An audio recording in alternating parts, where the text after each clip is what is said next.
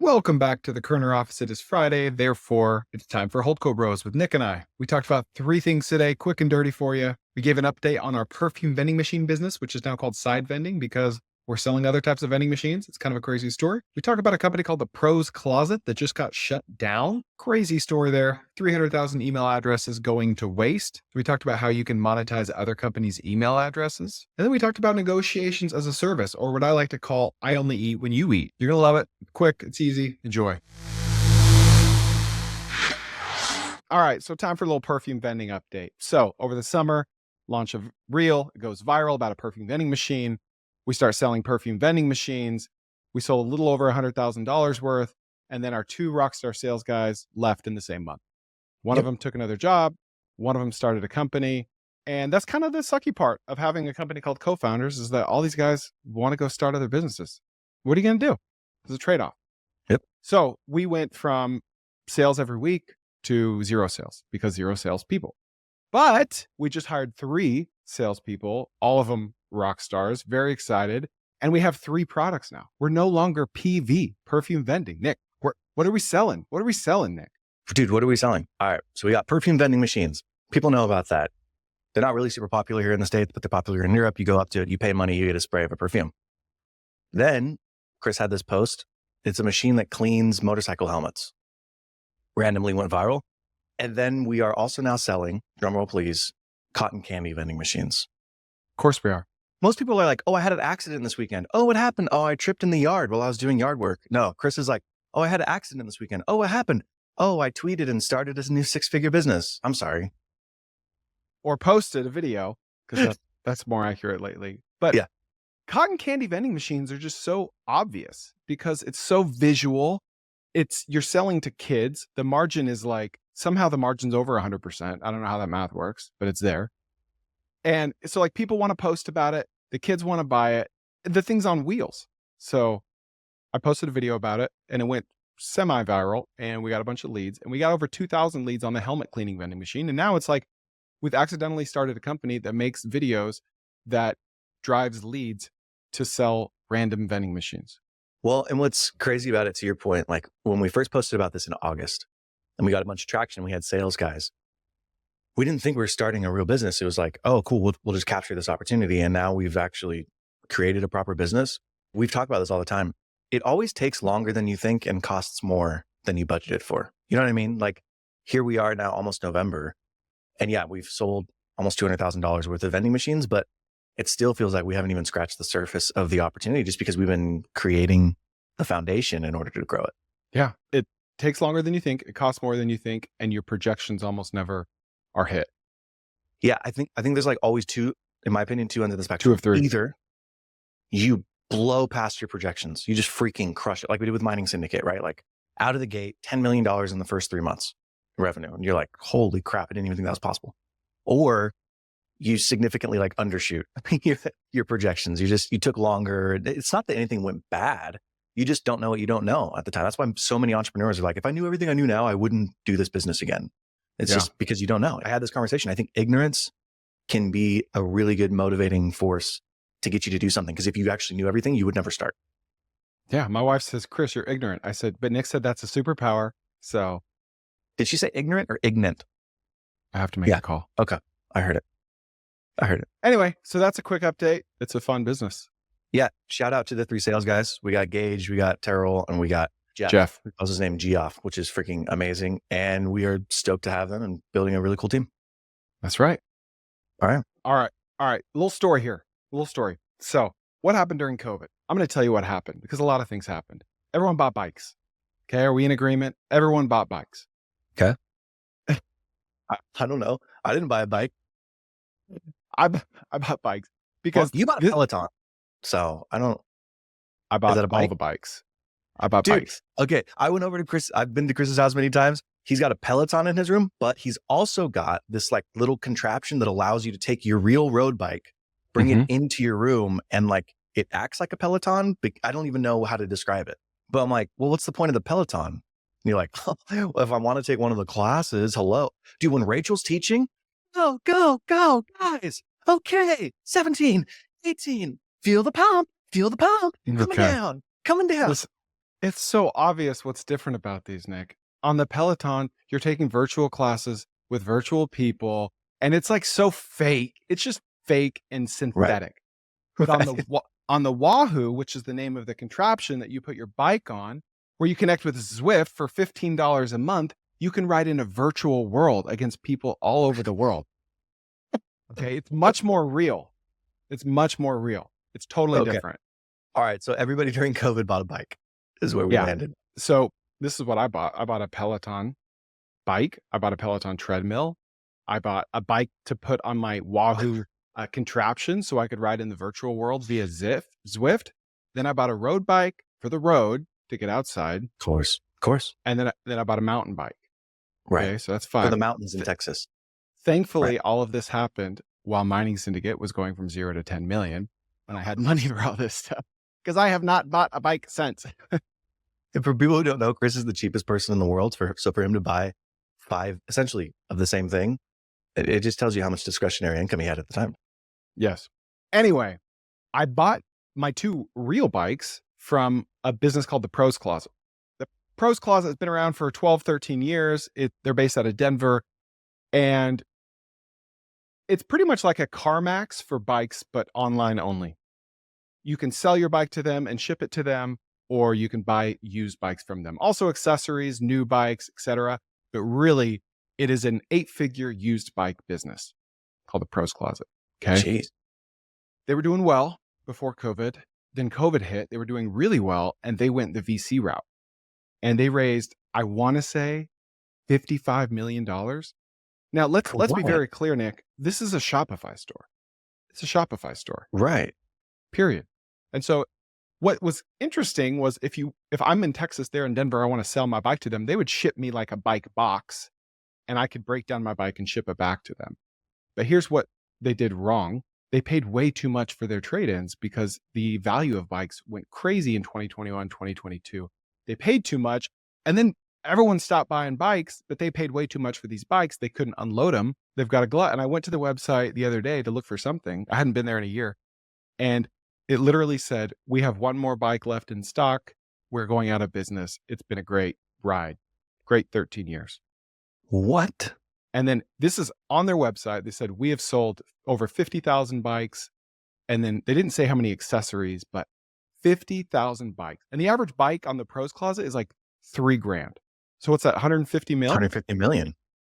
In 12 years, plus accessories, shirts, helmets, you name it. They went out of business. Wow.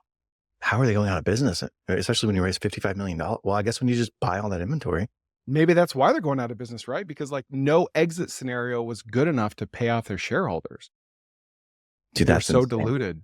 Isn't that crazy? Like, it's really easy in hindsight to be like, dude, what are you doing? Like, why are you doing that? But nobody knew. We didn't know what was going to happen, right? Like, I remember having conversations about e-commerce, like, who's going to go back to the grocery store when we're all accustomed to ordering them online? Everyone went back to the grocery store. You know, like, yeah, Instacart's still there. It's doing fine. But like, if you look at the e-commerce trends, e-commerce jumped forward like 7 years during COVID, and then it shrunk back like 5. So it's still a net win for e-commerce, but Right. a lot of it just went back to doing what we were doing before. Well, it's just a testament to how much money we had in the system. Everybody thought that their thesis was correct. They're like, oh, no, it'll make sense. And even if we're not right, we have all this money to put somewhere, and they put it into weird bets like this. That is such a freaking weird, man, that's a crazy story. And really, it's the same conversation as Mining Syndicate, because we launched that during that time of everyone having way too much money, and China had just backed out of mining, and the mining profitability had never been higher, literally ever. So it was like the perfect storm to launch that. But really, when we tell people, we were successful because we're so good at business. I right? mean, thankfully we didn't expand the way that we could have expanded. And we had a lot of opportunities to really like, dude, let's double down on this. Let's build a facility. Let's buy this company. Let's do all of these things. And we ultimately decided, now let's be more conservative with it. And that's honestly saved our skin. I think if we would have overstretched, it would be a much different situation. I agree. But I'm not done talking about the Pros Closet. This isn't just me talking about something cool that I saw. There's opportunity here, Nick. There's so much opportunity. Do you remember in the newsletter business, you know a good bit about the newsletter business, roughly the revenue per subscriber you can expect per month if you send a daily newsletter. Call it 5 times a week. Do you remember? $2. It depends. Like it depends on a lot of things. Are you in finance? Are you in Yeah, ice cream? probably like 50 cents. Exactly. 50 cents per subscriber per month. And so how big is the pros closet email list after 12 years serving? So if let's say they sold 50,000 bikes and 50,000 accessories, 100,000 customers. What that doesn't account for are the multiple hundreds of thousands of people that subscribed and never bought anything. Like on my e-commerce sites, it's like a 3, 4, 5 to 1 ratio of emails to actually paying customers. So they could have an email list of 400,000 people, which would be a $200,000 a month newsletter. And you think you can monetize a cycling newsletter? Like cyclists are affluent, they spend money, they're passionate, they're like, Right. it's the perfect demographic to sell to. So now you've got a $2.5, $3 million a year business with 75% margins. It's not a $30 million a year business, but much more profitable and easier to run. They have to be doing that, right? I mean, if they took VC money, those guys are smart. They're probably stripping it for parts at this point, or at least trying to figure out where the asset value is. I reached out to the CEO. Oh, you don't care, do you? You don't care. Am I in it for the game or the content, Nick? Oh, I'm sorry, but Chris Kerner is in for office hours and he's ready to teach. Go ahead, professor. I just reached out to the CEO via LinkedIn and I was like, dude, what are you doing with your email list? I want to buy it. And he's like, we already sold it. So there it is. All this hype. If I can't live up to the hype, I got to make it a little funny. I got to make Nick laugh. Make it a little funny. It's good. So, but still, like, I wish I knew what they did, and maybe one day I will know. My whole point is that there's 3 million Shopify stores. Okay. Let's say 30,000 of those are big businesses, big being 8 figures plus. And people would be surprised. Any one of those businesses could have a paid newsletter alongside what they're selling on their Shopify store. Why not? I've told you this before, but I have like 3 goals in business, three other goals in business. 1, I want to become a professor.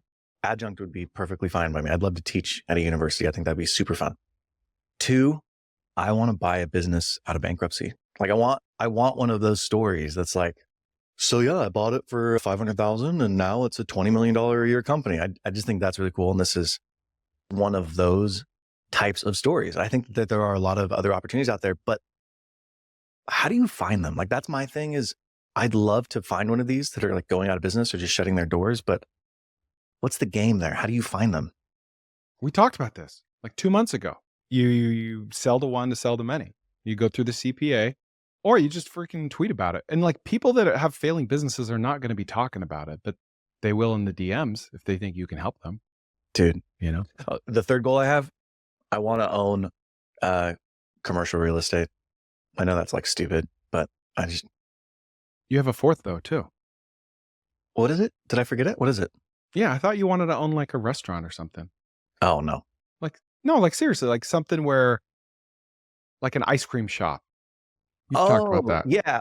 I mean, so my brother-in-law, Owen, is a big foodie, and we've talked about like when we retire and we're just done and we want something to do, it'd be cool to have a restaurant together.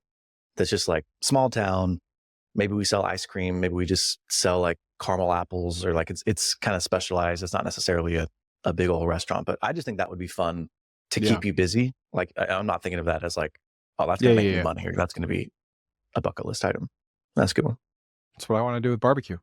All right. If you are watching this clip right now, you are watching this on YouTube. And if you are a fan of podcasts, please check out my podcast while you're at it, because sometimes I have podcasts that aren't on YouTube and sometimes I have YouTubes that aren't on podcasts. So check out the Kerner Office on any podcast platform, or you can go to tkopod.com. Also, my newsletter, we'll throw that in there. There are no ads. It's weekly. It's different content than my podcast and YouTube. Newsletter.chrisjkerner.com. You'll see the link and we'll see you there. All right. We're ready for me? Yep. I need a little rope here. Okay. I'm going to try my best not to talk that much, but this requires some explanation. So I need you to keep me on track. Are you ready? Yes, sir. All right. Have you ever heard of a pharmacy benefit manager? I just fell asleep while you said those 3 words. So that's okay. no. Let me back up. Do you know Mark Cuban? Never heard of her. Absolutely. Mark Cuban has a company called Cost Plus Drugs. You've heard of that company, right? Absolutely. And also, I will say, we were talking about this type of stuff the other day and you were sounding really intelligent. And then I flew to Colombia and I listened to the latest All In podcast with Mark Cuban. And then I realized, oh, Nick sounds smart just because he listens to the All In. Because it was Mohammed cut this part. It was really good. And it was Mark Cuban. So I learned a lot about that type of stuff. Okay.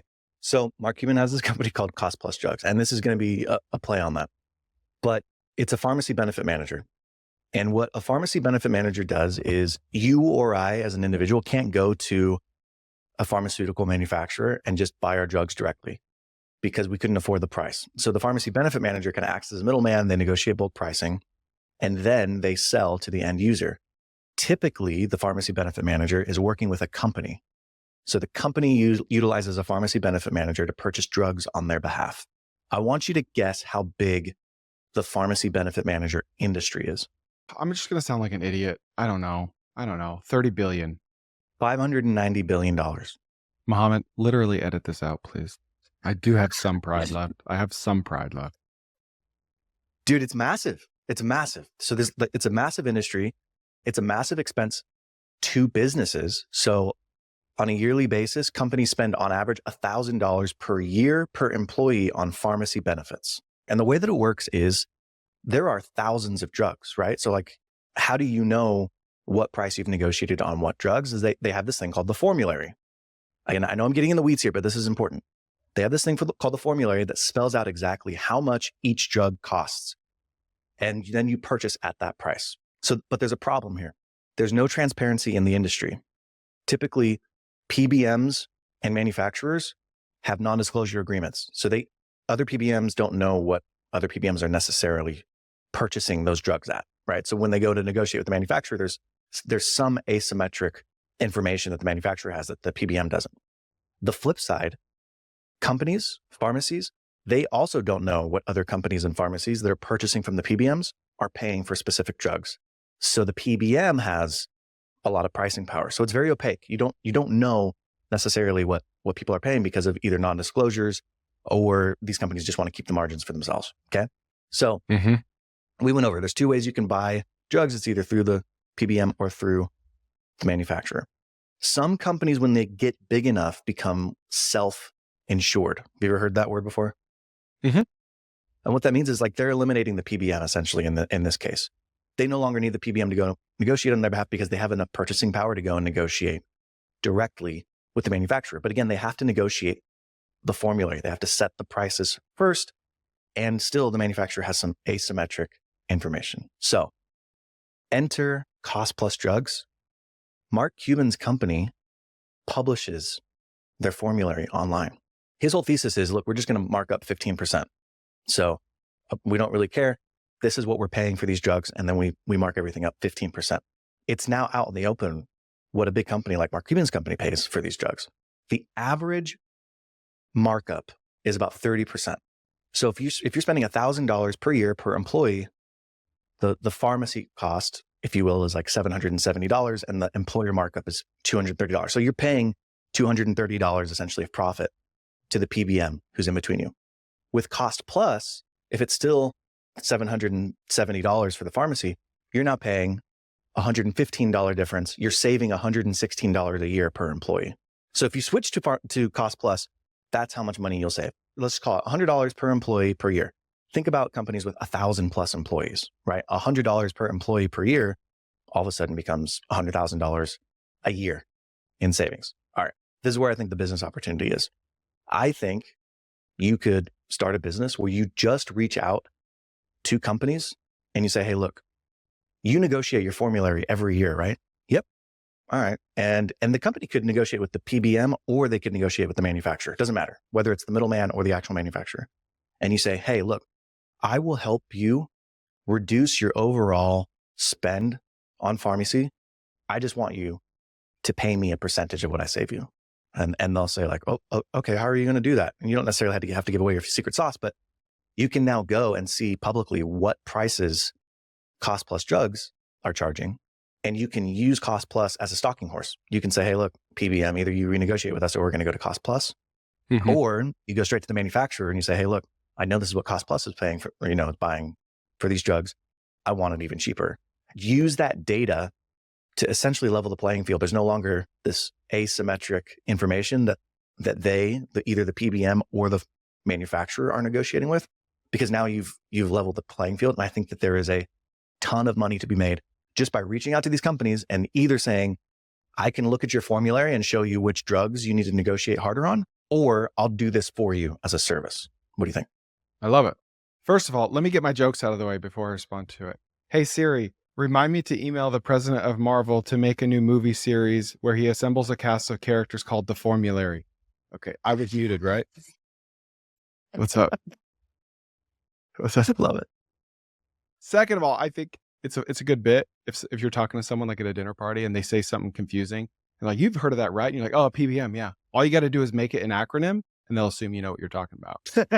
Okay, That's PBM. I'm like, well, okay. I've never called that. Make it an acronym, and they'll assume you know what you're talking about. Okay. Yeah. No, I love it. Like, this goes in line with our thesis of like, what, you can't just like look at this guy's website because he's public. Why can't they just look at this guy's website? Because they don't know about his website. That's not their SOP. Like, they're not thinking to. You still have to negotiate, right? Like, that's the hard part, is negotiating, not just looking at the website. And for many of these companies, it's such a small line item that many times, like, they don't even think about it, right? Like, if your company doing, let's just say $10 billion a year in sales, and your pharmacy spend is $1 million a year, that's nothing on the P&L to you. Mm-hmm. But for you or I, if we're starting a business and we're like, hey, I'll take that $1 million down to 500,000 and I just want 20% of the upside and I'll do all the work for you. It's like, oh yeah, sure. No brainer. I'll outsource this to you. So I definitely think there's a ton of opportunity to go to larger companies and help them renegotiate their pharmacy formulary. So if you're like writing notes, pharmacy formulary, large companies, PBMs, to me, that like there's a massive opportunity there. Wouldn't that make it hard to sell into these guys if it doesn't move the needle that much? Like, yeah, we could save money. I can see how that works. There's no risk, but like, that's not a priority. Yeah, it totally could. But usually each one of these departments are mandated with a budget of some sort. And the budget that they're focusing on for the most part is going to be on premiums or their risk pool for overall health costs. And pharmacy is typically a minority of their spend. The majority of their spend is going to be on pre-existing conditions, surgeries, or primary care physician, like many other health services other than just the pharmacy benefits. So I think it's not the top priority. And so they would be incentivized to work with you because it's saving them money and saving them time, but it's not going to be something that they're necessarily looking at full-time from their position, because for them, it doesn't move the needle as much as other things. How could someone listening get their first customer doing this? What I would do is I would just honestly go to someone that you know who owns a business, small business, it could be a small business, and just ask them, hey, tell me about your benefits. How does it work? I guarantee for the most part, they'll be like, I'm not really sure. So I would start digging in because if you know nothing about the space, it's going to be useless for you to go to a bigger company. So just go to a local company that you know, start digging in like, okay, how does this work? How exactly do they negotiate the formulary? Okay, they're insured by UHC. Who's setting these prices?